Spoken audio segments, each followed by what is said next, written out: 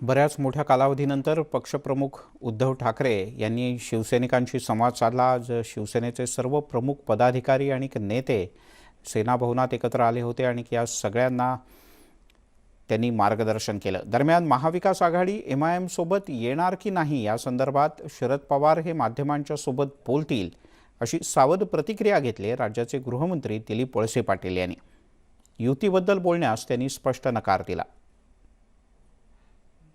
हे एक नवीन स्वरूपाचं वातावरण आहे की विचार स्वातंत्र्यावर किंवा सार्वजनिक क्षेत्रामध्ये चांगलं काम करणारे लोक त्यांचा विचारच संपवायचा, त्यांना जगू द्यायचं नाही किंवा त्यांना त्रास द्यायचा, अशा प्रकारची विचारधारा ज्यावेळेला आता आपल्या देशामध्ये आहे त्यावेळेला त्याचाच एक हा प्रकार आहे आणि त्याच्यामधून या अशा घटना घडतात।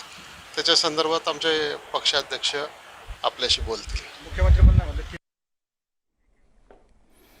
दरम्यान MIMचे खासदार इम्तियाज जलील यांच्या महाविकास आघाडीमध्ये सहभागी होण्याच्या संदर्भातल्या विधानानंतर राजकीय घडामोडींना वेग आला। सत्ताधारी आणि विरोधकांच्या मधून प्रतिक्रिया यायला सुरुवात झाली। देवेंद्र फडणवीस यांनीही आता महाविकास आघाडीवर टीका केली। MIMच्या ऑफरमुळे महाविकास आघाडीमध्ये फक्त मिलीजुली कुस्ती सुरू आहे आणि ते सगळे मिळून ही कुस्ती खेळतायत, त्यामुळे मी यावर जास्त बोलणार नाही असं फडणवीस म्हणाले।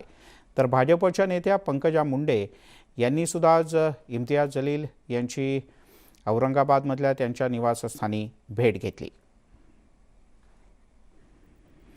यावेळेला या दोघांमध्ये चर्चा झाल्याचं कळतं आणि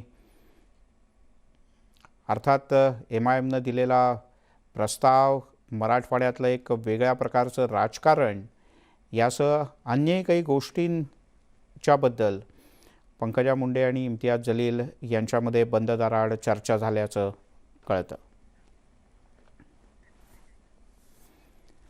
दरम्यान या सगळ्यात शिवसेनेचे नेते आणि खासदार विनायक राऊत यांनी सुद्धा थेट भूमिका घेतली।